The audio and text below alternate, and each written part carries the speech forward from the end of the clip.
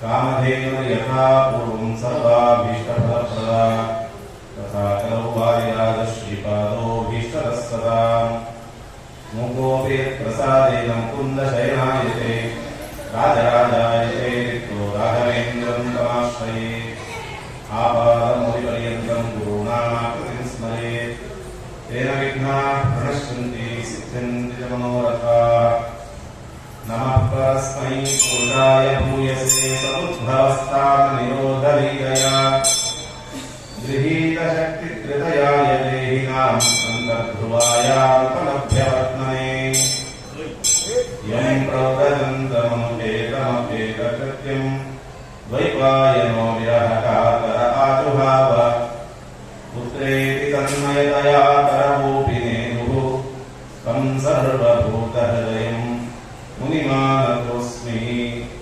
विष्णुतीर्थः कल्पवृक्षो विष्णुतीर्थश्च कामधुक् चिन्तामणिर्विष्णुतीर्थो यतीन्द्रः सर्वकामदः श्रीहरिवायुभ्यो नमः।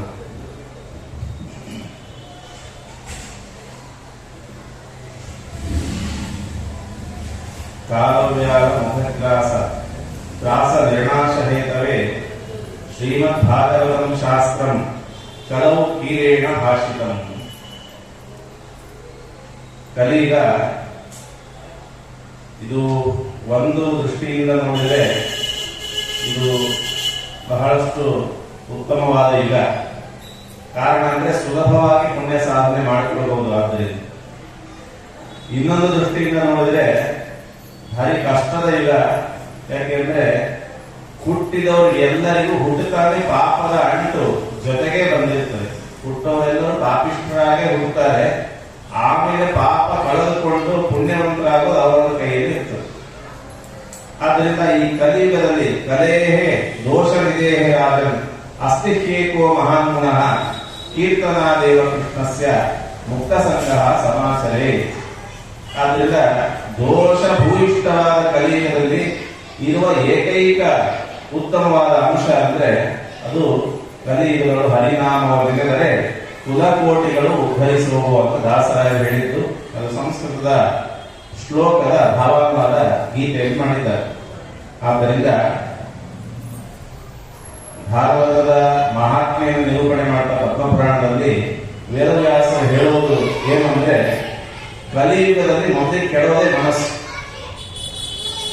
ಮನಸ್ಸು ಕೆಟ್ಟ ಮೇಲೆ ಉಳಿದ ಇಂದ್ರಿಯಗಳ ಕೆಟ್ಟಕ್ಕೆ ಆರಂಭ ಆಗ್ತದೆ.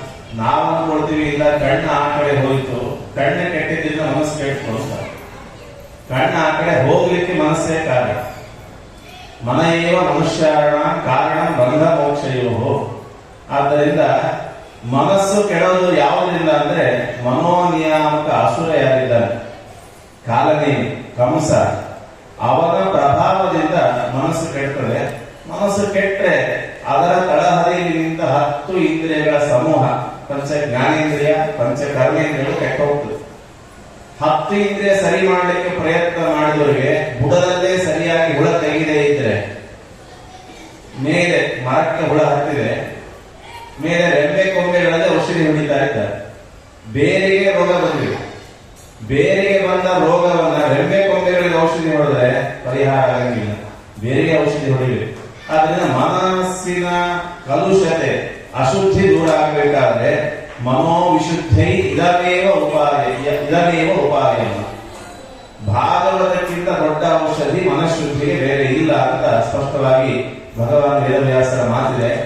ಆದ್ದರಿಂದ ಮನಸ್ಸು ಕ್ಲೇಶಕ್ಕೆ ಗುರಿಯಾದಾಗ, ಅನೇಕ ಸಂಕಟಗಳು ಬಂದಾಗ, ಮಾನಸಿಕವಾಗಿ ಭ್ರಾಂತಿಗಳು ಬಂದಾಗ, ಎಲ್ಲ ಕಿರಿಕಿರಿಯ ಸಮಯದಲ್ಲಿ ದೇವರ ಮುಂದೆ ಗೋಳು ಹೇಳ್ಕೊಳ್ಳೋ ಬದಲು ದೇವರ ಸಾಕ್ಷಾತ್ ರೂಪವಾದ ಶ್ರೀಮದ್ ಭಾಗವತಂ ಶಾಸ್ತ್ರಂ ಪ್ರತ್ಯಕ್ಷ ಕೃಷ್ಣ ಏವಹಿ.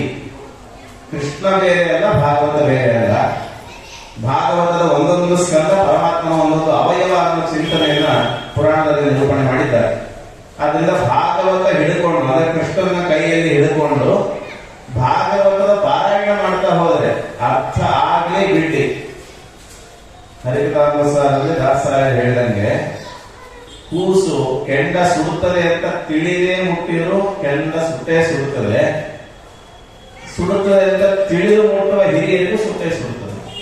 ಹಾಗೆ ಭಾಗವತ ಅದು ಪರಮಾತ್ಮನ ಕೃಷ್ಣನ ಒಂದು ಮತ್ತೊಂದು ರೂಪ. ಉದ್ಧವನ ಪ್ರಾರ್ಥನೆ ಮೇರೆಗೆ ಪರಮಾತ್ಮ ಒಂದು ರೂಪವನ್ನೇ ಭಾಗವತದಲ್ಲಿ ಇಟ್ಟ. ಆದ್ದರಿಂದ ಭಾಗವತನ ಪಾರಾಯಣ ಮಾಡ್ತಾ ಹೋದ್ರೆ ನಮ್ಮ ಮನಸ್ಸಿನ ದುಗುಡಗಳು, ದುಮ್ಮಾನಗಳು, ಕಲುಷಗಳೆಲ್ಲ ದೂರ ಆಗಲಿಕ್ಕೆ ಸಾಧ್ಯ ಆಗ್ತದೆ. ಆ ರೀತಿ 3 ಜನ ಉಪನ್ಯಾಸ ಕೇಳಿ ಉದ್ಧಾರ ಆದವರು ಕಥೆಯನ್ನು ಹೇಳ್ತಾರೆ. ದೇವಕಾರ್ಯಾದಪಿ ಮನೆ ಪಿತೃಕಾರ್ಯ ವಿಶಿಷ್ಟತೆ. ದೇವರ ಪೂಜೆ ಒಂದು ದಿವಸ ಮಾಡದೇ ಇರೋ ಪ್ರಸಂಗ ಬರ್ತದೆ. ಆವಾಗ ಟೀಕಾರಾಯರು ಹೇಳ್ತಾರೆ, ಪದ್ಯಮಾಲವನ್ನ ಪಾರಾಯಣ ಮಾಡಿಬಿಡ್ರಿ, ದೇವರ ಪೂಜೆ ಮಾಡಿದಷ್ಟೇ ಪುಣ್ಯ ಬರ್ತದೆ. ಜ್ವರ ಬಂತು, ಕೈಕಾಲು ನೋವಾಯಿತು, ಏನೋ ಒಂದು ಅನಾನುಕೂಲ ದೈಹಿಕವಾಗಿ, ಆವಾಗ ಪೂಜೆ ಮಾಡೋದು ಬಿಡೋ ಪರಿಸ್ಥಿತಿ ಬಂದ್ರೆ ಏನ್ ಮಾಡಬೇಕು? ಪದ್ಯಮಾಲ ಪಾರಾಯಣ ಮಾಡಲಿ. ಹಾಗೆ ದೇವರ ಪೂಜೆ ಬಿಟ್ರೆ ಪರವಾಗಿಲ್ಲ, ಅದಕ್ಕೊಂದು ಪ್ರತ್ಯಾಮ್ನಾಯ ಇದೆ. ಪಿತೃಗಳ ಪೂಜೆಯನ್ನ ಬಿಡ್ಲಿಕ್ಕೇ ಇಲ್ಲ, ಅದಕ್ಕೆ ಪ್ರತ್ಯಾಮ್ನಾಯವೇ ಇಲ್ಲ. ಮಾಡೋದಲ್ಲಿ ಎಲಾಸ್ಟಿಸಿಟಿ ಇದೆ. ನೀವು ಉತ್ತಮ ಕಲ್ಪ, ಮಧ್ಯಮ ಕಲ್ಪ, ಅಧಮ ಕಲ್ಪಗಳಿರ್ತದೆ ಹೊರತಾಗಿ ಪಿತೃಕಲ್ಪವನ್ನು ಬಿಡೋ ಆಪ್ಷನ್ನೇ ಇಲ್ಲ. ಪಿತೃಕಾರ್ಯವನ್ನು ಬಿಟ್ಟು ಬಿಟ್ರೆ ಅವನು ಅಧಪಾತನ ಆಗ್ತದೆ. ಜರತ್ಕಾರವಂತ ಋಷಿಗಳು, ನಾನು ಮದುವೆನೇ ಆಗಲ್ಲ ಅಂತ ತೀರ್ಮಾನ ಮಾಡಿ ಒಳ್ಳೆ ಸಾಧನೆ ಮಾಡಿಕೊಂಡ ವ್ಯಕ್ತಿ. ಕಾಡಲ್ಲಿ ಹೀಗೆ ಹೋಗ್ಬೇಕಾದ್ರೆ ಬಾವಿಯಿಂದ ಯಾರೋ ಸೀದ ಶಬ್ದ ಕೇಳಿಸಿ ಹೋಗಿ ನೋಡಿದ್ರೆ ನೀರಿಲ್ಲದ ಹಾಳು ಬಾವಿ, ಕತ್ತಲು ತುಂಬಿಕೊಳ್ಳುತ್ತಾ ಇದೆ. ಎಲ್ಲ ಬಾವಿಗಳೆಲ್ಲ ತೂರಾಡ್ತಾ ಇದೆ. ಅಲ್ಲಿ ಅನೇಕ ಜನ ವ್ಯಕ್ತಿಗಳಿವೆ. ಅವ್ರು ನೋಡಿ ಯಾರು ನೀವು ಅಂತ ಕೇಳಿದ್ರೆ, ನಿಮ್ ತಾತ, ನಿಮ್ ಮುತ್ತಾತ, ಅವರ ತಂದೆ ಅಂತ. ಅಲ್ಲ, ನಾನು ಒಬ್ಬ ಋಷಿಯಾಗಿದ್ದೀನಿ, ನನ್ನ ಹಿಂದಿನವರು ನೀವು ಹೀಗಿದ್ದೀರಲ್ಲ, ನೀವು ಮದುವೆ ಆಗಲ್ಲ ಅಂತ ಸಂಕಲ್ಪ ಮಾಡಿ ಅಲ್ಲ, ಆದ್ರಿಂದ ಈ ಪರಿಸ್ಥಿತಿ ಬಂದಿದೆ, ಮದುವೆ ಆಗಲ್ಲ ಅಂತ. ಆವಾಗ ಅವರು ಕಂಡೀಷನ್ ಹಾಕ್ತಾರೆ, ನನ್ನ ಹೆಸರಿನ ಹುಡುಗಿ ಈಗಾಗಲೇ ಹುಟ್ಟಿದ್ರೆ ಅವಳು ಮದುವೆ ಆಗ್ತೀನಿ, ಇಲ್ಲಾಂದ್ರೆ ಆಗಂಗಿಲ್ಲ.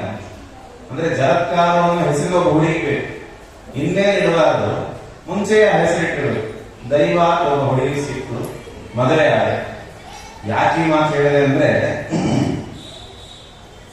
ಋಷಿಗಳಿಗೂ ಕೂಡ ಮನಸ್ಸು ಕಲುಷಿತವಾಗ್ತದೆ, ಭಗವಂತನ ಚಿತ್ತಕ್ಕೆ ವಿರುದ್ಧವಾಗಿ ಯೋಚನೆ ಮಾಡ್ತಾರೆ.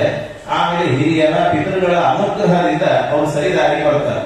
ಅದನ್ನು ಪಿತೃಕಾರ್ಯವನ್ನು ಬಿಟ್ರೆ ಅದು ಪಿತೃಋಣ ಮೋಚನ ಆಗಬೇಕಾದ್ರೆ ವಂಶ ಮುಂದುವರಿಯುತ್ತೆ. ಆದ್ದರಿಂದ ಜಾಯನ್ ನರ, ಹುಟ್ಟುತ್ತಾ ಇರುವ ಪ್ರತಿಯೊಬ್ಬ ವ್ಯಕ್ತಿ ತ್ರಿವಿಹಿ ಋಣೈಹಿ ಜಾಯ, 3 ಸಾಲಗಳನ್ನು ಇಟ್ಟುಕೊಂಡೇ ಹುಟ್ಟುತ್ತಾರೆ. ಒಂದು ದೇವ ಋಣ, ಒಂದು ಋಷಿ ಋಣ, ಇನ್ನೊಂದು ಪಿತೃಋಣ. ಅದನ್ನು ದೇವರ ಪೂಜೆ ಮಾಡಬೇಕು. ಪಿತೃಗಳಿಗೆ ಆಯಾಯ ಕಾಲಕ್ಕೆ ತಕ್ಕಂತೆ ಶ್ರಾದ್ದ, ತರ್ಪಣ ಏನ್ ಕೊಡಬೇಕು ಅದೆಲ್ಲ ಕೊಡಬೇಕು. ಋಷಿಗಳಿಗೆ ತರ್ಪಣ ಕೊಡುವ ಮೂಲಕ ಬ್ರಹ್ಮಯಜ್ಞ ಅವರು ಮುಂದುವರಿಸಿಕೊಂಡ ಪರಂಪರೆಯನ್ನು, ವಿದ್ಯೆಯ ಪರಂಪರೆಯನ್ನ ಅಧ್ಯಯನ ಮಾಡಬೇಕು. ಬ್ರಹ್ಮಯಜ್ಞ ಅಂದ್ರೆ ತರ್ಪಣ ತಂದ್ಕೊಳ್ಳೋದಲ್ಲ, ಅಲ್ಲಿ 4 ವೇದಗಳು, ಪುರಾಣಗಳು, ಪಂಚರಾತ್ರಾಗಮ, ವ್ಯಾಕರಣ, ಜ್ಯೋತಿಷ್ಯ, ಕಲ್ಪ, ಷಡಂಗಗಳೆಲ್ಲ ಇದೆ. ದಿವಸ ಅವುಗಳ ಅಧ್ಯಯನ ಮಾಡಿ ಅದರ ಒಂದೊಂದು ವಾಕ್ಯವನ್ನಾದರೂ ಹೇಳಿ ಅವರಿಗೆ ಸಮರ್ಪಣೆ ಮಾಡಿದ್ರೆ ಬ್ರಹ್ಮಯಜ್ಞ. ಅದರಿಂದ ಋಷಿಗಳು ಪ್ರೀತರಾಗ್ತಾರೆ. ಆದ್ದರಿಂದ ಪಿತೃಗಳ ಋಣ ತೀರಿಸುವ ಕಾಲ ಇದು ಪಕ್ಷ ಮಾಸ, ಅದು ಮಹಾದೇವ ಪಕ್ಷ. ಅದು ಸಮಸ್ತ ಪಿತೃಗಳಿಗೆ ಪ್ರೀತಿಯಾಗುವ ಮಧ್ಯಾಹ್ನದ ಸಮಯ, ಊಟದ ಸಮಯ ಈ ಪಿತೃಪಕ್ಷ. ಅದರಲ್ಲಿ ಭಾಗವತವನ್ನ ಕೇಳಿದರೆ ಪಿತೃಗಳಿಗೆ ಅತ್ಯಂತ ಪ್ರೀತಿ ಆಗ್ತದೆ ಅನ್ನೋದನ್ನ ಭಾಗವತ ಮಹಾತ್ಮೆಯಲ್ಲೇ ಇದೆ. ಪ್ರೇತನಾದವನು ಪುನಃ ಉತ್ತಮ ಲೋಕವನ್ನು ಹೊಂದಿ ದೇವಲೋಕಕ್ಕೆ ವಿಮಾನದಲ್ಲಿ ಹೋಗಬೇಕು ಅಂದ್ರೆ ಭಾಗವತದಿಂದಲೇ ಸಾಧ್ಯ. ಶ್ರೀಮದ್ ಭಾಗವತಿ ವಾರ್ತಾ ಪ್ರೇತ ಪೀಡ ವಿನಾಶಿನಿ. ಪ್ರೇತದ ನೋವನ್ನು ಕಳೆದ ಶಕ್ತಿ ಅದು ಭಾಗವತಕ್ಕಿದೆ. ಆ ಕಥೆಯನ್ನು ನಿಮಗೆ ಗೊತ್ತಿದೆ, ದುಂದುಗಾರಿಯ ಕಥೆ. ಆದ್ರಿಂದ ಪ್ರೇತಕ್ಕೂ ಪಿತೃತ್ವ ಅಂದ್ರೆ ಯೋಗ್ಯತೆಯನ್ನು ಕೊಟ್ಟಂತಹ ಶಕ್ತಿ ಭಾಗವತಕ್ಕಿದೆ. ಇನ್ನೊಂದು, ನಿಸ್ತೇಜರಾಗಿ ನಿಶಕ್ತರಾಗಿ ಮಲಗಿದ ಜ್ಞಾನ ವೈರಾಗ್ಯಗಳಿಗೆ ಶಕ್ತಿ ಕೊಟ್ಟದ್ದು ಭಾಗವತ. ಭಕ್ತಿ ಎಂಬ ತರುಣಿ ಮಾತ್ರ ಇದ್ದು, ಮಕ್ಕಳು ವಯಸ್ಸಿನವರಾಗಿದ್ದು, ಅವರಿಗೆ ಶಕ್ತಿ ತುಂಬಿದ್ದು ಉಪನ್ಯಾಸ ಆಗಿದ್ದು ಹರಿದ್ವಾರದಲ್ಲಿ, ಗಂಗಾ ತೀರದಲ್ಲಿ. ಉಪನ್ಯಾಸ ಕೇಳೋರು ಯಮುನಾ ತೀರದಲ್ಲಿದ್ದಾರೆ. ಅವರು ಸಂಕಲ್ಪ ಮಾಡಿದರೆ, ಎಲ್ಲಿ ಹರಿದ್ವಾರದಲ್ಲಿ ಸಂಕಲ್ಪ ಮಾಡಿದರೆ ಯಮುನಾ ತೀರದವರಿಗೆ ರಿಯಾಕ್ಷನ್ ಶುರುವಾಗಿದೆ.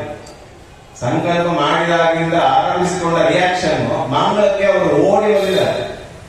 ಅಂದ್ರೆ ಎಲ್ಲಿ ಯಮುನಾ ತೀರ, ಎಲ್ಲಿ ಹರಿದ್ವಾರ, ಬಸ್ಸಲ್ಲಿ ಹೋಗ್ಲಿಕ್ಕೆ 1 ನೈಟ್ ಜರ್ನಿ ಬೇಕು. ಅಂಥದ್ದು ನಡ್ಕೊಂಡು ಬಂದಿದ್ದಾರೆ ಅಂದ್ರೆ ಯಾವಾಗ ಸಂಕಲ್ಪ ಆಯ್ತೋ ಅವಾಗಿಂದ ಬಂದಿದ್ದಾರೆ. ಆದ್ರಿಂದ ನಮ್ಗೆ ಜಾಟ್ಯ ಬರೋದು ಯಾವಾಗಿಂದ ಅಂದ್ರೆ ಮನಸ್ಸು ಶುದ್ಧಿ ಇಲ್ಲದೆ ಇರೋದು. ಅವರಲ್ಲಿ ಜಾಟ್ಯ ಬಂದಿದ್ದು ಕಲಿಯುಗದ ಪ್ರಭಾವದಿಂದ ಜ್ಞಾನ ವೈರಾಗ್ಯಗಳಿಗೆ ಮನಸ್ಸು ಕೆಟ್ಟು ಹೋದಾಗ ಅವರ ಹೆಸರಲ್ಲಿ ಭಾಗವತ ಪಾರಾಯಣ ಸಂಕಲ್ಪ ಮಾಡಿದ್ರೆ ಅವರ ಜಾಟ್ಯ ದೂರ ಆಯಿತು, ಮನೋದೋಷಗಳು ದೂರ ಆಯಿತು. ಶ್ರೀಕೃಷ್ಣ ಗೋವಿಂದ ಹರೇ ಮುರಾರೇ ನಾಮಾಮಿ ಅಂತ ಹೇಳಿ ಹೇಳಿಕೊಂಡು ದಾಸರ ಭಜನೆ ಮಾಡಿಕೊಂಡು ಬಂದಿದ್ದಾರೆ. ಆದ್ರಿಂದ ಜಾಡ್ಯ ಕಳೆಯುವಂತಹ, ಮನೋದೋಷ ಕಳೆಯುವಂತಹ ಗ್ರಂಥ ಭಾಗವತ. ಇನ್ನೊಂದು ನಮ್ಮ ಕಥಾನಾಯಕ ಪರೀಕ್ಷಿತ್ ರಾಜ ನಿನ್ನೆವರೆಗೂ ಉಪನ್ಯಾಸ ಕೇಳಿದರು. ನಿನ್ನೆ ಸಾಯಂಕಾಲಕ್ಕೆ ಪರೀಕ್ಷಿತ ಪರಧಾಮಕ್ಕೆ ಹೋದ ಪುಣ್ಯಗಳಿಗೆ ನವಮೀಕೋ ನಭಸ್ಯೇಚ, ಪ್ರೋಷ್ಠಪದ ಮಾಸ ಅಂದ್ರೆ ಹೆಸರು, ನಭಸ್ಯ ಅಂತ ಹೆಸರು. ಪ್ರೋಷ್ಠಪದಿ ಅಂತಂದ್ರೆ ಇಡೀ ತಿಂಗಳು ಪೂರ್ತಿ ಉಪನ್ಯಾಸ ಕೇಳೋ ಕ್ರಮ. ಇದು ಪಿತೃಪಕ್ಷದಲ್ಲಿ ಉದ್ದು ತಿಂದ್ರೆ ಮನಸ್ಸು ಇನ್ನೂ ಕಲುಷಿತ ಆಗ್ತದೆ, ಜೊತೆಗೆ ದೇಹದ ಆಯಾಸವೂ ಆಗ್ತದೆ ಉಪವಾಸಾದಿಗಳಿಗೆ. ಆದ್ರಿಂದ ಈ 15 ದಿವಸ ನಮ್ಮ ಸಂಪ್ರದಾಯದಲ್ಲಿ ಇಟ್ಕೊಂಡಿಲ್ಲ. ಉತ್ತರದಲ್ಲಿ ಅವರು ಪಿತೃಪಕ್ಷದಲ್ಲೇ ಭಾಗವತ ಹೇಳಿಸ್ತಾರೆ, ಅವರು ಶುಕ್ಲ ಪಕ್ಷದ ಭಾಗವತ ಹೇಳಿಸಲ್ಲ, ಕೃಷ್ಣ ಪಕ್ಷದಲ್ಲೇ ಭಾಗವತ ಹೇಳಿಸ್ತಾರೆ. ಯಾಕಂದ್ರೆ ಪಿತೃ ಕಾರ್ಯ ನಡೀತಾ ಇರ್ತದೆ, ಭಾಗವತ ಶ್ರವಣವೂ ಆಗ್ತದೆ. ಪ್ರೋಷ್ಠಪದ ಮಾಸದಲ್ಲಿ ನಡೆಯುವ ಭಾಗವತದ ಕಥೆಗೆ ಪ್ರೋಷ್ಠಪದಿ ಅಂತ ಹೆಸರು. ಪದ ಅಂದ್ರೆ ಸ್ಥಾನ, ಪ್ರೋಷ್ಠ ಅಂದ್ರೆ ಅತ್ಯುತ್ತಮವಾದ ಸ್ಥಾನ ಕೊಡುವ ಕಥೆಯುಳ್ಳ ಗ್ರಂಥ. ಆದ್ದರಿಂದ ಇದಕ್ಕೆ ಪ್ರೋಷ್ಠಪದ ಅಂತ ಹೆಸರು, ಪ್ರೋಷ್ಠಪದಿ ಅಂತ ಹೆಸರು. ಪರೀಕ್ಷಿತ್ ಸಾಕ್ಷಿಯ ಶ್ರವಣ ಮುಕ್ತಿಯುಕ್ತಿ ಕಥನೆ. ಕಥೆ ಕೇಳಿ ಯಾರಾದ್ರೂ ಮೋಕ್ಷಕ್ಕೆ ಹೋಗಿದಾರ ಅಂತ ಪ್ರಶ್ನೆ ಮಾಡಿದ್ರೆ ಅದಕ್ಕೆ ಸಾಕ್ಷಿಯಾಗಿ ನಿಲ್ಲೋದು ಪರೀಕ್ಷಿತ.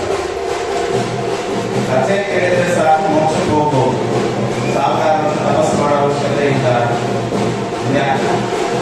ಧ್ಯಾನ, ಧಾರಣ, ಆಸನ, ಪ್ರಾಣಾಯಾಮ, ಪ್ರತ್ಯಾಹಾರ, ಈ ಅಷ್ಟಾಂಗ ಯೋಗಗಳೇನಿದೆ ಅದು ನಾಳೆ ಕಪಿಲೋಪದೇಶದಲ್ಲಿ ಬರ್ತದೆ. ಇವೆಲ್ಲ ಮಾಡೋ ಅವಶ್ಯಕತೆ ಇಲ್ಲ ಅಂತ ಅನ್ಕೊಳ್ಳೋದಲ್ಲ. ಇವೆಲ್ಲ ಮಾಡಿ ಚರ್ಮ ಶರೀರದಲ್ಲಿರುವ ವ್ಯಕ್ತಿಗೆ ಭಾಗವತದ ಕಥೆ ಕೇಳಿದ್ರೆ ಮೋಕ್ಷ ಸಿಗ್ತದೆ. ಪರೀಕ್ಷಿತ್ ರಾಜನೇ ಉದಾಹರಣೆ. ಅಂದ್ರೆ ಮೋಕ್ಷಕ್ಕೆ ಯಾವುದೇ ಶಾರ್ಟ್ ಕಟ್ಸ್ ಇಲ್ಲ. 6 ತಿಂಗಳಲ್ಲಿ ಒಬ್ಬ ಉದ್ಧಾರ ಆದ ಧ್ರುವರಾಜ, ನಾವು 6 ತಿಂಗಳು ಮಾಡೋಣ. ಬರೀ ಕಥೆ ಕೇಳಿ ಉದ್ಧಾರ ಆದ ನಾವು ಬೆಳಗ್ಗೆಯಿಂದ ಸಾಯಂಕಾಲ ಲೌಕಿಕವಾಗಿ ಇರೋಣ, ಸಾಯಂಕಾಲ ಉಪನ್ಯಾಸ ಕೇಳೋಣ, ನಾವು ಮೋಕ್ಷಕ್ಕೆ ಹೋಗ್ತೀವಿ ಅಂದ್ರೆ ಸಾಧ್ಯ ಇಲ್ಲ. ದುಂದುಕಾರಿಯ ಪ್ರೇತ 1 ವಾರ ಉಪನ್ಯಾಸ ಕೇಳಿ ಮೋಕ್ಷಕ್ಕೆ ಹೋಯ್ತು, ಅಲ್ಲಿದ್ದವ್ರು ಯಾರು ಉಪನ್ಯಾಸ ಕೇಳಿ ಮೋಕ್ಷಕ್ಕೆ ಹೋಗ್ಲಿಲ್ಲ, ದೇವಲೋಕಕ್ಕೆ ಹೋಗ್ಲಿಲ್ಲ. ಅವರೆಲ್ಲ ಅಂದ್ರೆ ನಮ್ಮ ಪರಿಸ್ಥಿತಿ ಏನು, ಒಂದು ಪ್ರೇತ ಮುಕ್ತಿಯಾಗಿದೆ ನಮಗಾಗ್ಲಿಲ್ವಲ್ಲ ಅಂತೇಳಿ ಹಠ ತೊಟ್ಟು ಮತ್ತೆ ಉಪನ್ಯಾಸ ಹೇಳಿಸಿ ಮತ್ತೆ ದೇವಲೋಕಕ್ಕೆ ಹೋದ್ರು ಅಂತ ಇತಿಹಾಸ ಹೇಳ್ತೀವಿ. ಆದ್ರಿಂದ ಪ್ರಥಮ ಸ್ಕಂದ ಅದು ಪರಮಾತ್ಮನ ಪಾದತಳ. ದೇವರ ಚಿಂತನೆ ಮಾಡಬೇಕಾದ್ರೆ ಮೊದಲಿಗೆ ಪಾದದಿಂದಲೇ ಚಿಂತನೆ ಮಾಡಬೇಕು. ದೇವತೆಗಳ ಚಿಂತನೆ ಪಾದದಿಂದ ತಲೆಯವರೆಗೆ, ಮನುಷ್ಯರ ಚಿಂತನೆ ತಲೆಯಿಂದ ಪಾದದವರೆಗೆ. ಯಾಕೆ ಈ ಕ್ರಮ ಅಂದ್ರೆ ಯಾವ ವ್ಯಕ್ತಿಗೆ ಎಲ್ಲಿಂದ ಪೂಜ್ಯತೆಯೋ ಅಲ್ಲಿಂದ ಚಿಂತನೆ. ಮನುಷ್ಯರಿಗೆ ಕೈ, ಕಾಲು, ಎದೆ, ಹೊಟ್ಟೆ ಯಾವುದರಿಂದಲೂ ಪೂಜ್ಯತೆ ಇಲ್ಲ. ಮನುಷ್ಯರಿಗೆ ಇದ್ದದ್ದು ಪೂಜ್ಯತೆ ಕೇವಲ ತಲೆಯಿಂದ, ಅಂದ್ರೆ ವಿವೇಕದಿಂದ ಮಾತ್ರ. ಬ್ರಹ್ಮದೇವರು ಉಳಿದೆಲ್ಲ ಸೃಷ್ಟಿ ಮಾಡಿದರು. ಬ್ರಹ್ಮಾವಬೋಧ ತಿಷಣಂ ಗಮಾಪ ದೇವ. ಯಾವ ಸೃಷ್ಟಿ ಮಾಡಿದ್ರು, ಯಾವ ಪ್ರಾಣಿಗಳನ್ನು ಹುಟ್ಟಿಸಿದ್ರು ಕೂಡ ತೃಪ್ತಿ ಆಗಲಿಲ್ಲ ಬ್ರಹ್ಮದೇವರು. ಕೊನೆಗೆ ವಿವೇಕವುಳ್ಳ ಮನುಷ್ಯನನ್ನು ಸೃಷ್ಟಿ ಮಾಡಿ ಒಬ್ಬ ಸಾಧಕ ಜೀವಿ ಹುಟ್ಟಿದ. ಉಳಿದೆಲ್ಲ ತಿನ್ನೋರು, ಮಲಗೋರು, ಸಂಸಾರ ಮಾಡೋರು, ಬೇಟೆಯಾಡೋರು ಅಷ್ಟೇ. ಉಳಿದೆಲ್ಲ ಪ್ರಾಣಿಗಳ ಪರಿಸ್ಥಿತಿ. ಇವನು ಮಾತ್ರ ಯೋಚನೆ ಮಾಡಿ ಸಾಧನೆ ಮಾಡಿದ ವ್ಯಕ್ತಿಯನ್ನು ಹುಟ್ಟಿಸಿದೆ ಅಂತ ಬ್ರಹ್ಮದೇವರಿಗೆ ತೃಪ್ತಿಯಾಗಿದೆ. ಆದ್ರಿಂದ ಮನುಷ್ಯನಿಗೆ ತಲೆ ಇದೆ ಅಂದ್ರೆ ವಿವೇಕ ಇದೆ. ಆದ್ರಿಂದ ತಲೆಯಿಂದ ಪೂಜ್ಯತೆ, ತಲೆಯಿಂದ ಶುರು ಮಾಡಿ ಕೆಳಗಿನ ಮೇಲೆ ಚಿಂತನೆ. ಪರಮಾತ್ಮನಿಗೆ ಅವನ ದೇಹ ನಾನಾಸ್ತಿ ಕಿಂಚನ. ಪರಮಾತ್ಮನ ಯಾವ ಅವಯವಗಳಿಗೆ, ರೂಪಗಳಿಗೆ, ಅವತಾರಗಳಿಗೆ, ಅವನ ಗುಣಗಳಿಗೆ ಯಾವುದೇ ಭೇದ ಇಲ್ಲ. ಅವನ ಪಾದ ಹೇಗೆ ಪೂಜ್ಯವೋ ಅವನ ತಲೆಯೂ ಹಾಗೆ ಪೂಜ್ಯ. ಆದ್ರೆ ನಾವು ದೇವರ ಮುಂದೆ ತಲೆವಾಗಿ ನಿಂತಾಗ ಮೊದಲಿಗೆ ಕಾಣುವುದು ಯಾವುದು? ಪಾದದ ತುದಿ. ಆದ್ದರಿಂದ ಪಾದದ ಮೂಲಕ ಚಿಂತನೆ ಮಾಡಬೇಕು. ಸಂಚಿಂತೆಯೇ ಧರವತಶ್ಚರಣಾರವಿಂದಂ ವಜ್ರಾಂಕುಶಧ್ವಜ ಸರೋರುಹಲಾಂಚನಾಟ್ಯಂ ಉತ್ತುಂಗ ರಕ್ತ ವಿಲಸನ್ನಖ ಚಕ್ರವಾದ ಜ್ಯೋತ್ಸ್ನಾ ವಿರಾಹದ ಮಹದ್ಹೃದಯಾಂಧಕಾರಂ. ಪರಮಾತ್ಮನ ಪಾದದ ತಳವನ್ನು ಚಿಂತನೆ ಮಾಡಿ ಅಂತ ಕಪಿಲನಾಥ ಪರಮಾತ್ಮ ಉಪದೇಶ ಮಾಡಿದ್ದಾನೆ. ಅದರಿಂದ ಪಾದದಿಂದ ಆರಂಭಿಸ್ತೇವೆ. ಪ್ರಥಮ ಸ್ಕಂದ ಪರಮಾತ್ಮನ ಪಾದ ತಲ ಆದ್ದರಿಂದ ಪ್ರಥಮ ಸ್ಕಂದದಿಂದಲೇ ಚಿಂತನೆ ಆರಂಭ. ಭಾಗವತಕ್ಕೂ ಭಾರತಕ್ಕೂ ಮಹಾಭಾರತಕ್ಕೂ ಒಂದು ಅನುಕ್ರಮಣಿಕ ಇದೆ. ಭಾರತ ಮುಗಿಯೋದಕ್ಕೂ ಭಾಗವತ ಆರಂಭ ಆಗೋದಕ್ಕೂ ಒಂದೇ ಸಮಯ. ಅಶ್ವತ್ಥಾಮಾಚಾರ್ಯರು ಒಂದು ಲೋಟ ಹಾಲನ್ನ ಕಲಿಯ ಕೈಯಿಂದ ಕೊಡುವರು. ಮನೋಭಿಮಾನಿಗಳಾದ ರುದ್ರದೇವರೇ ಮನಸ್ಸು ಎಷ್ಟು ಕೆಟ್ಟೋಯ್ತಂದ್ರೆ ವೈಷ್ಣವೋತ್ತಮರಾದ ಪಾಂಡವರ ಮಕ್ಕಳನ್ನ ಮನೆಯದಾಗ ಹೋಗಿ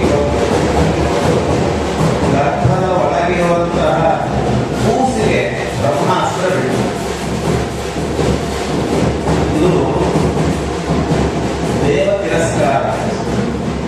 ನೀವು ಸುಂದರಕಾಂಡ ನೋಡಿದ್ರೆ ಹನುಮಂತರನ್ನ ಬಂಧನೆ ಮಾಡಲಿಕ್ಕೆ ಇಂದ್ರ ಬ್ರಹ್ಮಾಸ್ತ್ರ ಬಿಡ್ತಾರೆ. ಹನುಮಂತ ಮರ್ಯಾದೆ ಕೊಡೋಣ ಅಂತ ನಿಂತುಕೊಂಡ ಕಟ್ಟಿಸ್ಕೊಂಡ. ಅವರಿಗೆ ಬ್ರಹ್ಮಾಸ್ತ್ರದ ಬೆಲೆ ಗೊತ್ತಿಲ್ಲದೆ ಇವನು ಇದೇ ಹಗ್ಗದಿಂದ ಕಟ್ಟಿಸ್ತಾರೋ ಇಲ್ಲೋ ಪೂರ್ತಿ ಸುತ್ತೋಣ ಅಂತ ಹೇಳಿ ಮತ್ತೆ ಅಳೆದುಳಿದ ಹಗ್ಗಗಳನ್ನೆಲ್ಲ ತಂದು ಸುತ್ತಲಿಕ್ಕೆ ಶುರು ಮಾಡಿದಾಗ ಬ್ರಹ್ಮಾಸ್ತ್ರ ವಿಚಾರ ಮಾಡ್ತದೆ. ವಿಚಾರ ಹೇಗೆ ಅಸ್ತ್ರ ಹೇಳಿ ಜಡ ವಿಚಾರ ಮಾಡ್ತದೆ ಅಂತಂದ್ರೆ ಅಲ್ಲಿ ಅಸ್ತ್ರಕ್ಕೆ ಅಭಿಮಾನಿಗಳ ಬ್ರಹ್ಮದೇವರೇ ಬಂದು ಕೂತಿರ್ತಾರೆ ಗುರಿಯಲ್ಲಿ. ನನಗೆ ಇಷ್ಟ ಅವಮಾನ ಮಾಡ್ತಾ ಇದ್ದಾರಲ್ಲ, ನಾನು ಇಲ್ಲಿ ಇರೋದೇ ಬೇಡ ಅಂತ ಹೇಳಿ ಬ್ರಹ್ಮಾಸ್ತ್ರ ಹೋಗ್ಬಿಡುತ್ತೆ. ಅದು ಮೇಘನಾದ ಇಂದ್ರಿತ್ತು ನೋಡಿದ. ಆಮೇಲೆ ರಥದ ಹಚ್ಚಿಕೊಂಡು ಹೋಗುದು. ಇಲ್ಲಿ ಬ್ರಹ್ಮಾಸ್ತ್ರಕ್ಕೆ ಮಾಡುವ ಅಪಮಾನ ಏನು ಅಂದ್ರೆ ಅಸ್ತ್ರವಿದ್ಯೆಯನ್ನು ಕಲಿಬೇಕಾದ್ರೆ ಗುರುಗಳು ಹೇಳಿಕೊಟ್ಟ ಉಪದೇಶ ಏನು? ಈ ಅಸ್ತ್ರವನ್ನ ಲೋಕ ಹಿತಕ್ಕಾಗಿ ಉಪಯೋಗಿಸ್ಕೋತೇನೆ, ಆತ್ಮ ರಕ್ಷಣೆಗಾಗಿ ಉಪಯೋಗಿಸ್ಕೋತೇನೆ, ಲೋಕದ ನಾಶಕ್ಕಾಗಲಿ, ಹೆಣ್ಣು ಮಕ್ಕಳ ಮೇಲೆ, ಯುದ್ಧದಲ್ಲಿ ಬೆನ್ನು ಮಾಡಿದವರ ಮೇಲೆ, ಹಸುಗೂಸುಗಳ ಮೇಲೆ ಪ್ರಯೋಗ ಮಾಡಲ್ಲ ಅಂತ ಪ್ರಮಾಣ ಮಾಡಿ ವಿದ್ಯೋಪದೇಶ ಮಾಡಿರ್ತಾರೆ. ಇಲ್ಲೇನ್ ಮಾಡ್ತಿದ್ದಾನೆ? ಹೊಟ್ಟೆಯಲ್ಲಿರೋ ಹಸುಗೂಸು ಮೇಲೆ, ಭ್ರೂಣದ ಮೇಲೆ ಬ್ರಹ್ಮಾಸ್ತ್ರ ಪ್ರಯೋಗ ಮಾಡ್ತಾರೆ. ಆವಾಗ ಬ್ರಹ್ಮದೇವರ ಅನಿವಾರ್ಯ. ಅಸ್ತ್ರವನ್ನ ಕಲಿತ ವ್ಯಕ್ತಿ ಮಂತ್ರದಿಂದ ಆವಾಹನ ಮಾಡಿದಾಗ ಬರಲೇಬೇಕು, ಬಂತು. ಅದು ಹೋಗಿ ಬಾಣ ಒಳಗಿರೋ ಕೂಸನ್ನ ಕೊಂದ್ರೆ ಬ್ರಹ್ಮ ಹತ್ಯೆಗೆ ಅಂದ್ರೆ ಅದು ಬ್ರಹ್ಮ ತೇಜಸ್ಸುಳ್ಳ ಕೂಸು. ವಿಷ್ಣು ಭಕ್ತನ ಹತ್ಯೆಗೆ ಬ್ರಹ್ಮದೇವರು ಪಾತ್ರ ಆಗ್ತದೆ. ಯಾಕಂದ್ರೆ ಬ್ರಹ್ಮಾಸ್ತ್ರದ ಸತ್ತ ಆಗ್ತದೆ. ಬ್ರಹ್ಮದೇವರು ಮುಂದೆ ಕೂತ್ಕೊಂಡು ಪ್ರಾರ್ಥನೆ ಮಾಡಿದರು. ಏನಂತ? ಸ್ವಾಮಿ, ಇಂಥ ಭ್ರೂಣ ಹತ್ಯೆಯ ಪಾಪಕ್ಕೆ ನನ್ನನ್ನು ಗುರಿ ಮಾಡಬೇಡ. ಸತ್ಯಂ ವಿಧಾತು ನಿಜ ಭೃತ್ಯ ಭಾಷಿತು ವ್ಯಾಪ್ತಿಂಚ ಭೂತೇಶ್ವಖಿಲೇಷು ಚಾತ್ಮನಃ ಅದೃಶ್ಯತ ಅತ್ಯದ್ಭುತ ರೂಪಮುದ್ವಹನ್ ಸ್ತಂಭೆ ಸಭಾಯ ನ ಮೃಗಂ ನ ಮಾನುಷಂ. ಇದು ನರಸಿಂಹಾವತಾರ ಕಥೆ ಅಲ್ಲ. ಪರೀಕ್ಷಿತನನ್ನ ಕಾಪಾಡಿದ ಗರ್ಭದ ಒಳಗಿರುವ ಗರ್ಭಸ್ಥನಾದ ಪರಮಾತ್ಮನ ಕಥೆ. ಬಾಣದ ತುದಿಯಲ್ಲಿ ಕೂತು ಬ್ರಹ್ಮದೇವರು ನಿಜ ಭೃತ್ಯ ಪರಮಾತ್ಮನ ಏಕಾಂತ ಭಕ್ತರಲ್ಲಿ ಅಗ್ರಗಣ್ಯರು ಬ್ರಹ್ಮದೇವರು. ಇಲ್ಲೇ ಬರ್ತಾರೆ ನಾರದರು ಬ್ರಹ್ಮದೇವರ ನಮಸ್ಕಾರ ಮಾಡಿ ಏನ್ ಮಾಡ್ತಾರೆ? ಜಪ ಮಾಡ್ತಾರೆ. ಮತ್ತೇನ್ ಮಾಡ್ತಾರೆ? ವೇದ ಪಾರಾಯಣ ಮಾಡ್ತಾರೆ. ಯಾವಾಗಲೂ ಜಪ ಮಾಡುವುದು, ತಪ ಮಾಡುವುದು, ವೇದ ಪಾರಾಯಣ ಮಾಡುವುದು. ಲೋಕದಲ್ಲಿ ನಿಮಗಿಂತ ದೊಡ್ಡ ವ್ಯಕ್ತಿಯೇ ಇಲ್ಲ. ನೀವ್ಯಾಕೆ ಜಪ ತಪ ಮಾಡ್ತೀವಿ? ಅದು ಹೇಳಿದ ತಕ್ಷಣ ಬ್ರಹ್ಮದೇವರು ಕಿವಿಟ್ಟು ಸ್ವಲ್ಪ ತಾಳು, ನಾನು ನಾರಾಯಣ ಅಷ್ಟಾಕ್ಷರವನ್ನು ಜಪ ಮಾಡ್ತೀನಿ ಪ್ರಾಯಶ್ಚಿತ್ತಕ್ಕಾಗಿ. ಏನ್ ತಪ್ಪು ಮಾಡಿದ್ರೆ ಪ್ರಾಯಶ್ಚಿತ್ತ ಅಂದ್ರೆ ನನಗಿಂತ ದೊಡ್ಡ ವ್ಯಕ್ತಿ ಯಾರು ಇಲ್ಲ ಅಂತ ಹೇಳಿದಲ್ಲ, ಅದನ್ನ ಕೇಳೋದೇ ದೊಡ್ಡ ತಪ್ಪು. ಇಂಥ ತಪ್ಪನ್ನ ಮಾಡಿದ್ರಿಂದ ಪ್ರಾಯಶ್ಚಿತ್ತ ಮಾಡಿಕೊಡ್ತೀನಿ, ನಾರಾಯಣ ಅಷ್ಟಾಕ್ಷರವನ್ನು ಜಪ ಮಾಡಿ. ಭಾಗವತ ಸಾರ್ವಧಾರದಲ್ಲಿ ಅರಣ್ಯಕಾಚಾರ್ಯರು ಆತ್ಮ ಪ್ರಶಂಸಾವರ್ಧನ ಪ್ರಕರಣ ಅಂತ ಮಾಡಿದರು.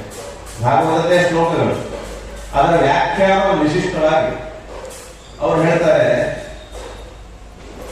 ಇನ್ನೊಬ್ಬರು ನಮ್ಮನ್ನ ಹೊಗಳೋದು ಕೇಳಿದ್ರು ಕೂಡ ಪಾಪ.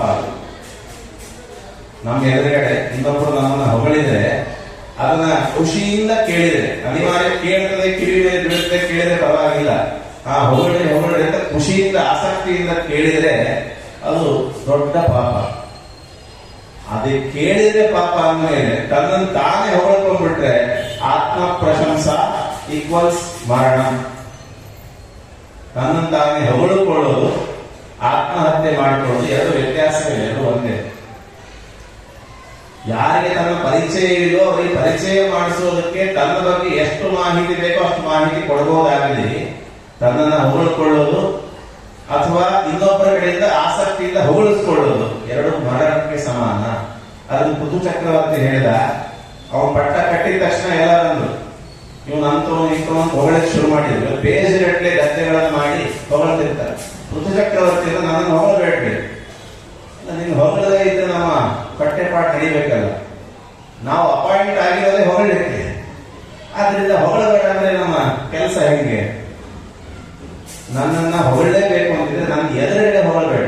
ನಾನು ಹೋದ್ಮೇಲೆ ಮಂತ್ರಿಗಳ ಮುಂದೆ, ಸೇನಾಧಿಪತಿಗಳ ಮುಂದೆ, ಸೇವಕರ ಮುಂದೆ, ಇಲ್ಲ ನನ್ನ ಬಗ್ಗೆ ಪರಿಚಯ ಮಾಡಿಸ್ಲಿಕ್ಕೆ ಪ್ರಜೆಗಳ ಮುಂದೆ ಹೊಗಳ್ರಿ. ನಾನಿದ್ದಾಗ ನನ್ನ ಹೊಗಳಬಾರ್ದು. ಮತ್ ನೀನಿದ್ದಾಗ ಏನ್ ಮಾಡ್ಬೇಕು? ನನ್ನ ಎದುರುಗಡೆ ಪರಮಾತ್ಮನ ಗುಣಸ್ತೋತ್ರಗಳನ್ನು ಮಾಡಿ ನನ್ನನ್ನು ಹೊಗಳಬೇಡ. ಆವಾಗ ನೀವು ಸಂಬಳ ಹೆಚ್ಚು ಕೊಡ್ತೀವಿ.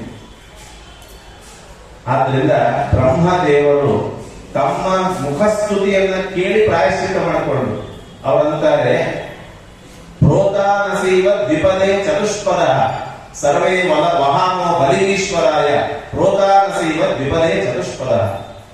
ನಾವು 3 ದಾರ ಹಾಕಿದ ಎತ್ತುಗಳಂತೆ, ಬಂಡಿ ನಡೆಸೋ ಯಜಮಾನ ಬೇರೆನೇ ಇದ್ದಾನೆ, ನಾವು ಎತ್ತುಗಳಂತೆ ಬಂಡಿ ಮುನ್ನಡೆಸೋರಷ್ಟೇ. ನಾನು, ರುದ್ರದೇವರು, ಇಂದ್ರ, ಚಂದ್ರ, ವಾಯು ಇವರೆಲ್ಲರೂ ಕೂಡ ನಾವು ಬಂಡಿ ಮುಂದೆ ಎಳೆಯುವಂತಹ ಎತ್ತುಗಳು. ನಡೆಸೋ ವ್ಯಕ್ತಿ ಯಾರು? ಅವನು ಭಗವಂತ. ಹಾಗಾಗಿ ನನ್ನನ್ನು ಸರ್ವೋತ್ತಮ ಬೇಡ. ಇಷ್ಟು ಜಪ ತಪ ಮಾಡ್ತೀರಲ್ಲ, ಇದರಿಂದ ಏನ್ ಸಿಗ್ತದೆ ನಿಮಗೆ?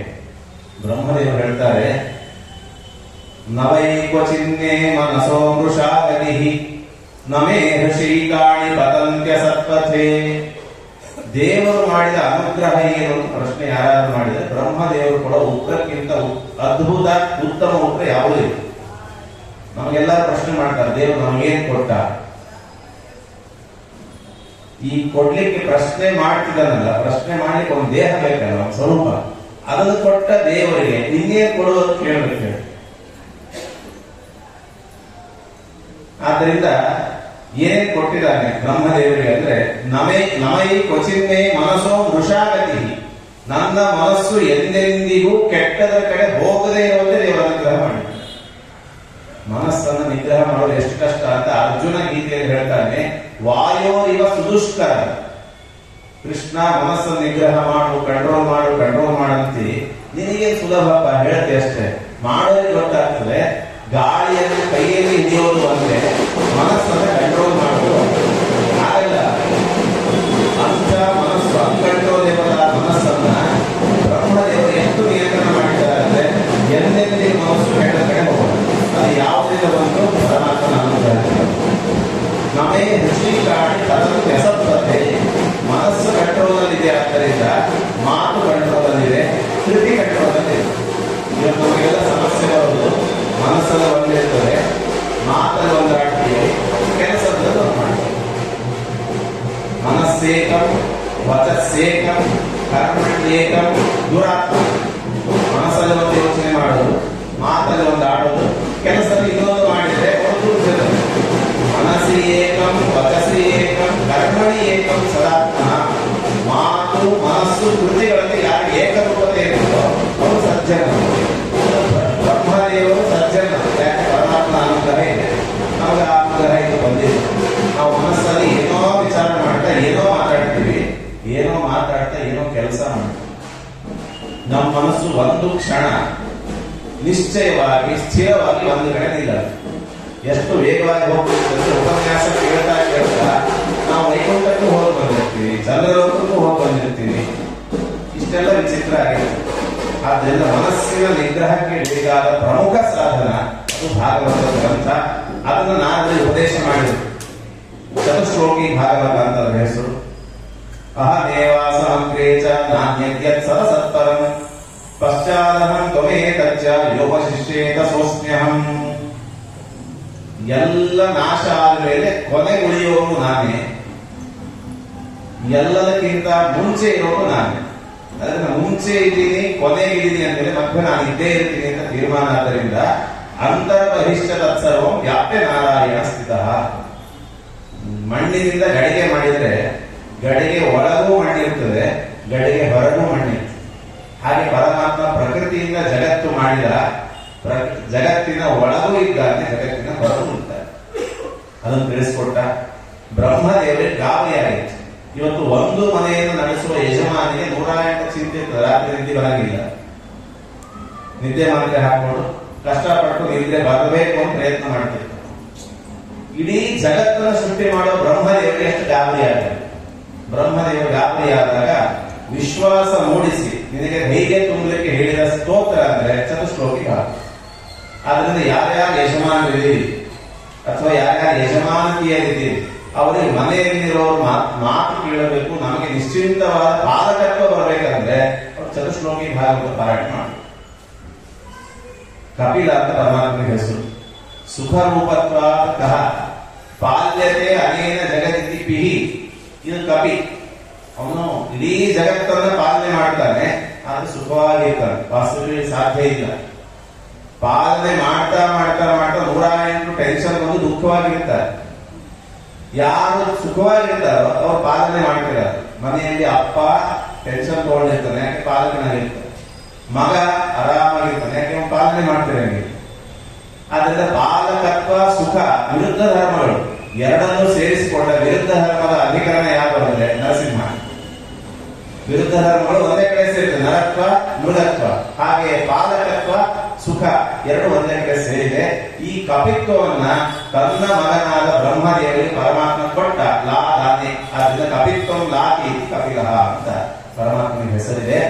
ಅಂತಹ ಪರಮಾತ್ಮ ಸತ್ಯಂ ವಿಧಾತು ನಿರಭದ್ಯ ಭಾಷಿತಂ. ಬ್ರಹ್ಮದೇವರು ಮಾಡಿದ ಸ್ತೋತ್ರಕ್ಕೆ ಮೆಚ್ಚಿ ಗರ್ಭದ ಒಳಗೆ ಬಂದ. ಸಾಮಾನ್ಯ ಗರ್ಭ ಅಂದ್ರೆ ಏನು? ಬೇರೆ ಏನು ಅಲ್ಲ, ದೇಹದ ಹೊಲಸೆಲ್ಲ ಹೊರಗೆ ಹೋಗೋಕ್ಕಿಂತ ಮುಂಚೆ ಸ್ಟೋರ್ ಆಗುವಂತ ಒಂದು ಜಾಗ. ವಿಣ್ಮೂತ್ರ ಕೂಪೆ ಭಾಗವತದ್ದೇ ವಾಕ್ಯ. ಗರ್ಭ ಅಂದ್ರೆ ಏನು? ವಿಟ್ಟು ಮತ್ತು ಮೂತ್ರಗಳ ಕೂಪ. ಅಲ್ಲಿ ನಾವಾದ್ರೂ ಹೋಗ್ತೀವ ಹೇಳಿ. ಹಾದಿಯಲ್ಲಿ ಹೊಲಸು ಮಾಡಿದೆ, ಹಾದಿ ತುಂಬಾ ಹೊಲಸಿದೆ. ಆ ಹಾದಿಯಿಂದ ಬರಿ ಅಂದ್ರೆ ದೂರ ಪರವಾಗಿಲ್ಲ, ನಾವು ಬೇರೆ ಹಾದಿಯಿಂದ ಬರ್ತೀವಿ, ಆ ಹಾದಿ ಹೋಗಂಗಿಲ್ಲ. ಅಂಥದ್ದು ಪರಮಾತ್ಮ ವಿಣ್ಮೂತ್ರ ಕೂಪವಾದ ಗರ್ಭದ ಒಳಗಡೆ ತಾನು ಬಂದು ನಿಂತಿದ್ದಾನಂದ್ರೆ ಭಕ್ತ ವಾತ್ಸಲ್ಯ ಪರಮಾತ್ಮನಿಗೆ ಎಷ್ಟಿದೆ ಅಂತ ಗೊತ್ತಾಗ್ತದೆ. ಬ್ರಹ್ಮದೇವರು ಪ್ರಾರ್ಥನೆ ಮಾಡಿದ್ರು, ಭ್ರೂಣ ಹತ್ಯೆಯ ಪಾಪವನ್ನು ಬರಲಾರೆ ಮಾಡು ಅಂತ. ಒಳಗಿದ್ದ ಸಾತ್ವಿಕ ಚೇತನ ಅಶ್ವತ್ಥಾಮ ಒಳಗಿದ್ದ ರುದ್ರದೇವರು ಪ್ರಾರ್ಥನೆ ಮಾಡಿದ್ರು, ನನಗೂ ಬರಬಾರದಪ್ಪ ಭ್ರೂಣ ಹತ್ಯೆಯ ಪಾಪ. ಆಗ ಪರಮಾತ್ಮ ಪ್ರತ್ಯಕ್ಷ ಆದ. ಬ್ರಹ್ಮಾಸ್ತ್ರದ ತೇಜಸ್ಸು ಕೂಸಿನ ಮೈಗೆ ತಾಗದಂತೆ ಸುತ್ತುವರೆದು ಆ ಬ್ರಹ್ಮಾಸ್ತ್ರವನ್ನು ನಿರ್ವೀರ್ಯವನ್ನಾಗಿ ಮಾಡಲಿಕ್ಕೆ ಸುತ್ತಾಗ್ತಾ ಇದ್ದಾರೆ. ಸ್ತಂಭೆ ಅಲ್ಲಿ ಆದ್ರೆ ನರಸಿಂಹದೇವರು ಕಬ್ಬದಲ್ಲಿ ಒಡಮೂಡಿದ್ರು. ಇಲ್ಲಿ ಒಡಮೂಡಿದ್ರು ಅಂದ್ರೆ ಸ್ತಂಭ ಅಂದ್ರೆ ನಮ್ಮ ದೇಹವೇ. ಸ್ತಂಭಕ್ಕೂ ದೇಹಕ್ಕೂ ಸಾಮ್ಯ ಇದೆ. ಏನು? ಸ್ತಂಭ ಅಂಕುಡೊಂಕಾಗಿರುತ್ತದೆ, ನಮ್ಮ ದೇಹವು ಅಂಕುಡೊಂಕಾಗಿರುತ್ತೆ. ಸ್ತಂಭದಲ್ಲಿ ಸ್ವತಃ ಕರ್ತೃತ್ವ ಇಲ್ಲ, ಅದು ತಾನೇ ಯಾವ ಕೆಲಸ ಮಾಡಲಿಕ್ಕೆ ಬರಲ್ಲ. ಈ ದೇಹದಲ್ಲಿ ಅದು ಏನಿದೆ? ಸ್ವತಃ ಕರ್ತೃತ್ವ. ಆದ್ರಿಂದ ಬಿಂಬ ಚಲಿಸೆ ಪ್ರತಿಬಿಂಬ ಚಲಿಸುವುದು ಬಿಂಬ ಪೂರ್ಣನು, ಪ್ರತಿಬಿಂಬ ಅಪೂರ್ಣ. ಆದ್ರಿಂದ ಇದು ಸ್ತಂಭದಂತೆ ಇದೆ. ಇದರ ಒಳಗಡೆ ಪರಮಾತ್ಮ ಒಡೆಯ ಮೂಡಿದ. ನ ಮೃಗಂ ನ ಮಾನುಷಂ. ಅದು ಬ್ರಹ್ಮಾಸ್ತ್ರವನ್ನ ಶಕ್ತಿ ಕುಂಠಿಸ್ತಾ ಇರುವಂತಹ ರೂಪ. ಹೇಗಿತ್ತು ಅಂದ್ರೆ ಮನುಷ್ಯ ರೂಪವೂ ಅಲ್ಲ, ಮೃಗ ರೂಪವೂ ಅಲ್ಲ. ಹೇಗಿತ್ತು ಅಂದ್ರೆ ನೇತಿ ನೇತ್ಯಾತ್ಮ ಉಪಾಸಿತವ್ಯ, ಜಗದ್ವಿಲಕ್ಷಣವಾದ ರೂಪ. ಶಂಖ ಚಕ್ರ ಗದಾ ಪದ ಧಾರಣೆ ಮಾಡಿದ್ದಾನೆ. ನೋಡ್ಲಿಕ್ಕೆ ಎರಡು ಕಣ್ಣು ಸಾಲದು ಅಂಥ ರೂಪವನ್ನ ಪರಮಾತ್ಮ ಧಾರಣೆ ಮಾಡಿದ್ದಾನೆ. ಈ ರೀತಿ ಪರಮಾತ್ಮ ಪ್ರತ್ಯಕ್ಷ. ಈ ರೂಪದಲ್ಲಿ ಇನ್ನೊಂದು ವಿಚಿತ್ರ ಗಮನಿಸಬೇಕು. ಏನಂದ್ರೆ ಸಾಮಾನ್ಯ ದೇವರು ಪ್ರತ್ಯಕ್ಷ ಆದ್ರೆ ಅವನ ಪ್ರಕಾಶ ನಮ್ಮ ಕಣ್ಣುಗಳಿಗೆ ಸಹಿಸಿಕೊಳ್ಳಿಕ್ಕೆ ಆಗಲಾರದಷ್ಟು ಇರ್ತದೆ. ನಿನ್ನೆ ಗ್ರಹಣ ಆಯಿತು, ಬರೀ ಕಣ್ಣಿನಿಂದ ನೋಡಬಾರದು ಅಂತ ಬಟ್ಟೆಯಿಂದ ನೋಡಬೇಕು, ಎಕ್ಸ್ರೇಯಿಂದ ನೋಡಬೇಕು, ಏನೋ ಪ್ರಯೋಗ ಮಾಡ್ತೀವಿ. ಬರೀ ರಾಹುಗ್ರಸ್ಥ ಚಂದ್ರನ ನೇರ ಪ್ರಕಾಶ ನಮ್ಮ ಕಣ್ಣು ಸಹಿಸಲ್ಲ ಅಂದಮೇಲೆ ಕೋಟಿ ಸೂರ್ಯ ಪ್ರಕಾಶಕ್ಕಿಂತ ಅಧಿಕನಾದ ಪರಮಾತ್ಮನ ಪ್ರಕಾಶ ಹೇಗೆ ಸಹಿಸಲಿಕ್ಕೆ ಸಾಧ್ಯ? 100 ವರ್ಷ ವಯಸ್ಸಾದವರಿಗೆ ಆಗಲ್ಲ. ಇದಿನ್ನು ಕಣ್ಣು ತೆಗೀಲಿಕ್ಕೆ ಆಗದೇ ಇರೋ ಹೊಸಗೂಸು. ಆದ್ರೂ ಕಷ್ಟಪಟ್ಟು ಕಣ್ಣು ಬಿಟ್ಟು ಸುತ್ತಲೂ ದೇವರನ್ನು ನೋಡ್ತಿದ್ದಾರೆ. ದೇವರು ಏನ್ ಮಾಡಿದಾರಂದ್ರೆ ಇಲ್ಲೂ ವಿರುದ್ಧ ಧರ್ಮಗಳು ನೋಡಿ. ಮುಳ್ಳನ್ನು ಮುಳ್ಳಿಂದಲೇ ತೆಗಿಬೇಕು. ಬ್ರಹ್ಮಾಸ್ತ್ರದ ಪ್ರಕಾಶವನ್ನ ಅತಿ ಹೆಚ್ಚು ಪ್ರಕಾಶದಿಂದ ಕಡಿಮೆ ಮಾಡಬೇಕು. ಬ್ರಹ್ಮಾಸ್ತ್ರ ಪ್ರಕಾಶಕ್ಕೆ ನೀವು ನೀರು ಬಿಟ್ಟರೆ ಕಡಿಮೆ ಆಗಲ್ಲ, ಅದಕ್ಕಿಂತ ಹೆಚ್ಚು ಪ್ರಕಾಶ ತೋರಿಸಿ ಕಡಿಮೆ ಮಾಡಬೇಕು. ಬೆನ್ನಿನ ಭಾಗದಲ್ಲಿ ಪರಮಾತ್ಮ ಅತಿ ಹೆಚ್ಚು ಪ್ರಕಾಶ ತೋರಿಸಿದ. ಮುಂಭಾಗದಲ್ಲಿ ಕೂಸು ನೋಡ್ತಾ ಇರಬೇಕಾದ್ರೆ ಚಂದ್ರನಂತೆ ಶೀತಲನಾಗಿದೆ. ಇಲ್ಲಾಂದ್ರೆ ಕೂಸಿಗೆ ಏನಾಗ್ತದೆ ಪರಿಸ್ಥಿತಿ? ಆ ಪ್ರಕಾಶವನ್ನು ನೋಡಿಬಿಟ್ರೆ ಹುಟ್ಟುತ್ತಾನೆ ಧೃತರಾಷ್ಟ್ರ ತರ ಪೂರ್ಣನಾಗಿ ಹುಟ್ಟಬೇಕಾಗಿತ್ತು. ಹಂಗೇನಾಗಲಿಲ್ಲ, ದಷ್ಟಪುಷ್ಟವಾಗಿ ಸರ್ವಾಂಗ ಶುದ್ಧನಾಗಿ ಹುಟ್ಟಿದ. ಅದನ್ನು ಪರಮಾತ್ಮ ವಿರುದ್ಧ ಧರ್ಮಗಳನ್ನು ಒಟ್ಟಿಗೆ ಇಟ್ಟುಕೊಂಡು ಪರೀಕ್ಷೆಯನ್ನು ಕಾಪಾಡಿದ್ದಾನೆ. ಲೋಕಕ್ಕೆ ತೋರಿಸ್ಬೇಕು ತನ್ನ ಶಕ್ತಿ ಅಂತ ಹೇಳಿ ದ್ವಾರಕೆಗೆ ನೆಪ ಮಾಡಿ ಹೋಗ್ತಾ ಇರಬೇಕಾದ್ರೆ ಕುಂತಿ ದೇವಿ ಸ್ತೋತ್ರ ಮಾಡ್ತಾಳೆ. ಏನಂತ? ವಿಪದ ಸಂತುನ ಶಶ್ವತ್ ತತ್ರ ತತ್ರ ಜಗತ್ಪತೆ ಭವತೋ ದರ್ಶನಂ ಯತ್ಸ್ಯ ಅಪುನರ್ಭವ ದರ್ಶನ. ಮೇಲಿಂದ ಮೇಲೆ ನಮಗೆ ಕಷ್ಟಗಳನ್ನೇ ಕೊಡು. ಯಾಕೆ ಸಂಕಟ ಬಂದಾಗಲೇ ನಾವು ವೆಂಕಟರಮಣ ಅಂತೀವಿ, ಅಲ್ಲಿವರೆಗೂ ಅನ್ನಂಗಿಲ್ಲ. ವೆಂಕಟರಮಣ ಅಂದ್ರೆ ನೀನು ಬಂದು ಕಾಪಾಡ್ತಿ, ನಿನ್ನನ್ನು ನೋಡುವ ಭಾಗ್ಯ ಸಿಗ್ತದೆ, ಆದ್ರಿಂದ ಸಂಕಟ ಕೊಡುವುದು. ಕುಂತಿ ಪಟ್ಟಷ್ಟು ಕಷ್ಟ ಯಾವ ಹೆಣ್ಣುಗಳು ಪಡ್ಲಿಕ್ಕೆ ಸಾಧ್ಯ ಇಲ್ಲ. ಆದ್ರೂ ಅವಳು ಕೇಳಿದ್ದೇನಂದ್ರೆ ಕಷ್ಟಗಳನ್ನೇ ಕೊಡುವುದು.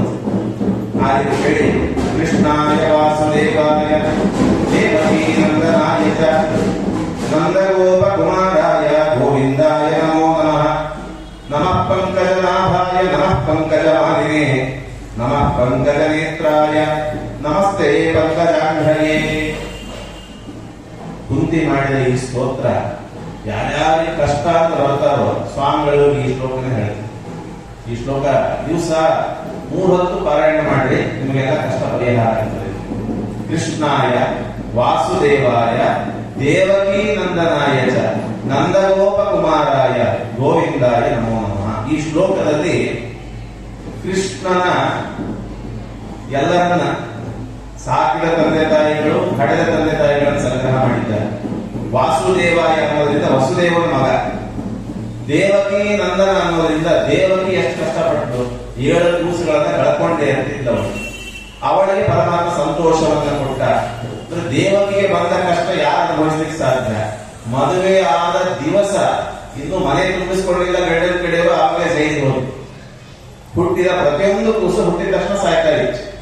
ಅಂತ ದೇವಕಿಗೆ ಸುಖ ಕೊಟ್ಟಿದ ಮೇಲೆ ನಮಗ್ ಕೊಡಂಗಿಲ್ಲ. ಆದ್ರೆ ದೇವಕಿ ನಂದನ ಪರಮಾತ್ಮ ನಂದಗೋಪ ಕುಮಾರ. ಯಶೋದೆ ಮತ್ತು ನಂದಗೋಪರಿಗೆ ಪರಮಾತ್ಮ ಕುಮಾರ ಅಂದ್ರೆ ಏನು? ಮಗ ಅಂತಷ್ಟೇ ಅಲ್ಲ, ಕುತ್ಸಿತಂ ಮಾರಯತಿ ಇತಿ ಕುಮಾರ. ಅವರ ಕೆಟ್ಟ ಯೋಚನೆಗಳನ್ನ ದೂರ ಮಾಡಿದವನು. ನಮ್ಮ ಮಗ ಅನ್ಕೋತಿದ್ರು. ಪರಮಾತ್ಮ ಪೂತನೆಯನ್ನ ಕೊಂದ, ನಾನ್ ನಿಮ್ಮ ಮಗ ಅದನ್ನು ತೋರಿಸ್ಕೊಟ್ಟ. ಶಕಟಾಸುರನ ಕೊಂದ, ನಿಮ್ಮ ಮಗ ಅದನ್ನು ತೋರಿಸ್ಕೊಟ್ಟ. ಅವರಲ್ಲಿದ್ದ ಮಮಕಾರ ಎಂಬ ಕೆಟ್ಟ ಅಭಿಪ್ರಾಯವನ್ನು ಕೊಂದ. ಆದ್ದರಿಂದ ನಂದಗೋಪ ಯಶೋದೆಯನ್ನು ಉದ್ಧಾರ ಮಾಡಿದ ಅಂತ ತಿಳಿಸ್ಕೊಟ್ಟಿದ್ದಾರೆ. ಅಂತಹ ಗೋವಿಂದ ವೇದವೇದ್ಯನಾದ ಪರಮಾತ್ಮನಿಗೆ ನಮಸ್ಕಾರ ಅಂತ ನಿರೂಪಣೆ ಮಾಡಿ ನಾರದ್ರು ಹೇಳ್ತಾರೆ, ಸತ್ಯಂ ನಾಸ್ತಿ ತಪಶೌಚಂ ದಯಾದಾನಂ ನ ವಿದ್ಯತೆ. ಇಂತಹ ಪರಮಾತ್ಮನನ್ನ ಒಲಿಸಿಕೊಳ್ಳಿಕ್ಕಿರೋ ಅತಿ ಅದ್ಭುತ ಯುಗ ಅಂದ್ರೆ ಅದು ಕಲಿಯುಗ. ಆ ಕಲಿಯುಗದಲ್ಲಿ ಊರೂರಿಗೆ ಹೋಗಿ ನೋಡ್ತಿದ್ದೀನಿ, ಅವ್ರು ಬಂದಿದ್ದ ಸಿಟಿಗಳಿಗೆಲ್ಲ, ತೀರ್ಥಕ್ಷೇತ್ರಗಳಿಗೆ, ಅಲ್ಲೇ ಏನೇನಿಲ್ಲ. ಸತ್ಯ ಇಲ್ಲ, ದಯೆ ಇಲ್ಲ, ಮತ್ತು ಶೌಚ ಇಲ್ಲ. ಶೌಚ ಅಂದ್ರೆ ಮಡಿ. ಶೌಚ ಯಾವುದರಿಂದ ನಾಶ ಆಗ್ತದೆ? ಮಡಿ ಅಂದ್ರೆ ಯಾವಾಗ ಮುಟ್ಟಿದ್ರೆ ಮಡಿ ನಾಶ ಆಗಲ್ಲ, ಸಂಘದಿಂದ ಶೌಚ ನಾಶ ಆಗ್ತದೆ. ಸಂಘ ಅಂದ್ರೆ ಫ್ರೆಂಡ್ಶಿಪ್ ಅಂತ ಅರ್ಥ ಅಲ್ಲ. ಸಂಘ ಅನ್ನೋ ಶಬ್ದಕ್ಕೆ ಸಂಬಂಧ, ಯೋಚನೆ ಅಂತ. ನಾವು ಕೆಟ್ಟ ಯೋಚನೆ ಮಾಡಿದ್ರೆ ಸಾಕು ನಮ್ಮ ಮಡಿ ಹಾಳಾಗ್ತದೆ. ಮಡಿ ಅಂದ್ರೆ ಹೊರಗಿಂದ ಮಾತ್ರ ಅಲ್ಲ, ಒಳಗಿನ ಮಡಿಯೂ ಇದೆ. ಆದ್ರಿಂದ ಹೊರಗೆ ನಾವು ಶುದ್ಧ ವಸ್ತ್ರ ಉಟ್ಟುಕೊಂಡು ಮಡಿ ಅಂತ ಭಾವಿಸಿಕೊಂಡು ಒಳಗೆ ಕೆಟ್ಟ ಯೋಚನೆ ಮಾಡ್ತಿದ್ರೆ ಅದು ಒಡೆದ ಹುಳಿಯಾದ ಪಾತ್ರೆಯಲ್ಲಿ ಹಾಲು ಹಾಕಿ ಕಾಯಿಸ್ತಿದ್ರೆ, ಹುಳಿಯಿರೋ ಪಾತ್ರೆಯಲ್ಲಿ ಹಾಲು ಹಾಕಿದ್ರೆ ತಕ್ಷಣದಲ್ಲಿ ಕಾಯಿಸ್ಲಿಕ್ಕೆ ಹೋದ್ರೆ ಒಡೆದು ಹೋಗ್ತದೆ. ಹಾಗೆ ಶುದ್ಧವಾಗದ ಮನಸ್ಸಿನಲ್ಲಿ ಪರಮಾತ್ಮನ ಚಿಂತನೆ ಅದು ಜೀರ್ಣ ಆಗಲ್ಲ. ಆದ್ರಿಂದ ಶೌಚ ಇಲ್ಲ, ಎಲ್ಲಿ ತೀರ್ಥಕ್ಷೇತ್ರಗಳಲ್ಲಿ ಇಲ್ಲ, ಇನ್ನು ಸಿಟಿಗಳಲ್ಲಂತೂ ಕೇಳಲೇಬೇಕಾಗಿದೆ. ದಯೆ ಇಲ್ಲ. ದಯೆ ಯಾವುದರಿಂದ ನಾಶ ಆಗ್ತದೆ? ಮದದಿಂದ ದಯೆ ನಾಶ, ಅಹಂಕಾರದಿಂದ ದಯೆ ನಾಶ. ನಾನೇ ಎಲ್ಲ ಅಂದಾಗ ಇನ್ನೊಬ್ಬರ ಮೇಲೆಯೂ ನನ್ನಂತವರು ನೋಡ್ಲಿಕ್ಕಾಗಲ್ಲ. ದಯೆ ಬರಬೇಕಾದ್ರೆ ಸಮದೃಷ್ಟಿ ಬೇಕು. ನಾನು ಹೇಗೋ, ನನ್ನಲ್ಲಿ ಹೇಗೆ ಭಗವಂತನ ಆವೇಶವೋ ಇವರಲ್ಲೂ ಹಾಗೆ ಭಗವಂತನ ಆವೇಶ ಇದೆ ಅಂತ. ಆದ್ರೆ ಯಾವಾಗ ಇವರಲ್ಲಿ ಮದ ಬರ್ತದೋ, ಈಗೋ ಹೆಡ್ಜಿಂಗ್ ಗಾಡ್ ಔಟ್, ಒಳಗಿರೋ ದೇವರನ್ನು ಹೊರಗೆ ಹಾಕೋದು, ಆವಾಗ ಅಹಂಕಾರ ಬಂದ ವ್ಯಕ್ತಿಗೆ ಎದುರಿನ ವ್ಯಕ್ತಿಗೆ ತನ್ನಲ್ಲೇ ಕಾಣಲ್ಲ ಅಂದ್ಮೇಲೆ ಎದುರಿನ ವ್ಯಕ್ತಿಯಲ್ಲಿ ಹೇಗೆ ಕಾಣಿಸ್ತದೆ? ಅವನ ಮೇಲೆ ದರ್ಪ ತೋರಿಸಲಿಕ್ಕೆ ಶುರು ಮಾಡ್ತಾರೆ, ದಯೆ ಹೋಗ್ತದೆ. ಇನ್ನ 4 ಕಾಲಿಕ ಹೃದಯದಲ್ಲಿ ತಪಸ್ಸು. ತಪಸ್ಸು ಯಾವುದರಿಂದ ನಾಶ ಆಗ್ತದೆ ಅಂದ್ರೆ ಸ್ಮಯದಿಂದ ನಾಶ ಆಗ್ತದೆ. ಸ್ಮಯ ಅಂದ್ರೆ ಅಹಂಕಾರ. ಕೆಲವರು ತಪಸ್ಸು ಮಾಡ್ತಾ, ಧರ್ಮಾಚರಣೆ ಮಾಡ್ತಾ, ಮಡಿ ಮಾಡ್ತಾ, ಓದ್ತಾ ಅವರಿಗೆ ಅಹಂಕಾರ ಬರಲಿಕ್ಕೆ ಶುರು. ನಾನು ಮಡಿ ಮಾಡ್ತೇನೆ, ನಾನು ಓದ್ತೇನೆ, ನಾನು ತಪಸ್ಸು ಮಾಡ್ತೇನೆ ಅಂತ. ಯಾವುದರಿಂದ ಮನಃಶುದ್ಧಿ ಆಗಬೇಕು ಅದರಿಂದಲೇ ಮನಸ್ಸು ಹಾಳಾಗಿ ಹೋಗ್ತದೆ. ಆದ್ರಿಂದ ಕಲಿಯುಗದಲ್ಲಿ ಉಳಿದ ಒಂದೇ ಒಂದು ಪಾದ ಅಂದ್ರೆ ಸತ್ಯ. ಸತ್ಯ ಅಂದ್ರೆ ಹಿತವಾಕ್ಯಂತ ತತ್ಸತ್ಯ ವಿಧೀಯತೆ. ಸಜ್ಜನಿಗೆ ಹಿತವಾದದ್ದು ಮಾತ್ರ ಉಳ್ಕೊಂಡಿದೆ. ಅದನ್ನೇ ದಾಸರಾಜ ವಸುಮತಿಯಲ್ಲಿ ಅಸುರ ಜನರೇ ಬಹಳ, ಇವರೆಲ್ಲ ಅಸುರರಲ್ಲ, ಪರ್ಸೆಂಟೇಜ್ ಜಾಸ್ತಿ ಇದೆ, ಸಜ್ಜನರು ಇದ್ದಾರೆ. ಅದು ಸತ್ಯ ಸ್ವಲ್ಪ ಉಳ್ಕೊಂಡಿದೆ. ಅದನ್ನು ನಾಶ ಮಾಡಲಿಕ್ಕೆ ಹೊರಟಂತಹ ಕಲಿ ಅವನನ್ನ ವಿಗ್ರಹ ಮಾಡಲಿಕ್ಕೆ ಪರೀಕ್ಷಿತ ರಾಜ ಬಂದ. ಈ ಪರೀಕ್ಷಿತ ರಾಜ ಹೊಟ್ಟೆಯಲ್ಲಿರಬೇಕಾದ್ರೆ ಪರಮಾತ್ಮ ಪರೀಕ್ಷೆಗಾಗಿ ದ್ವಾರಕೆಗೆ ಹೋಗಿದ್ದ.